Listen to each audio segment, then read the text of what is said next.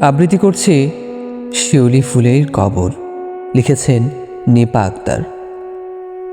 একটা রাত আসবে, নিঃশব্দ, সাদা, শরতের হিমে মোড়ানো।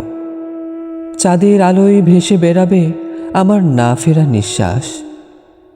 ঠিক সেই রাতেই আমি চলে যাব চির শান্ত কোনো ঘুমের দেশে। তবে একটি মাত্র অনুরোধ, আমার কবরের পাশে একটা শিউলি গাছ লাগিয়ে দিও, যাতে প্রতিটি ভোরে ঝরে পড়ে আমার হয়ে ওঠা কিছু নিষ্পাপ ভালোবাসা।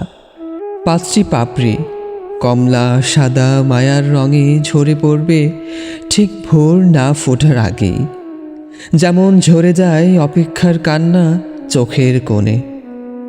তুমি তখন বসে থাকবে কবরের পাশে মাথা নিচু করে।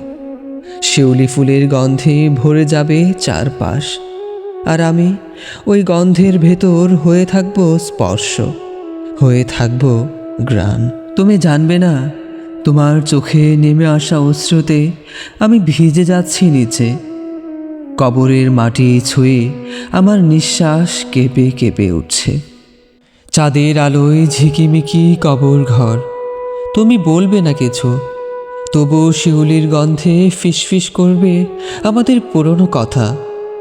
মৃত্যু পেরিয়েও শেষ না হওয়া সেই ভালোবাসা। আর আমি প্রতি শরতে প্রতি রাতে ফুল হয়ে ঝরে পড়ব তোমার স্পর্শের আশায়। তোমার এক ফোঁটা চোখের জলে অমর হয়ে থাকব। কারণ প্রেম তো মরে না প্রিয়, শুধু শরীর থেমে যায়। তুমি শিউলি তুলবে, আমি থাকবো তাতে চিরকাল নিঃশব্দে তোমার ছায়ায়।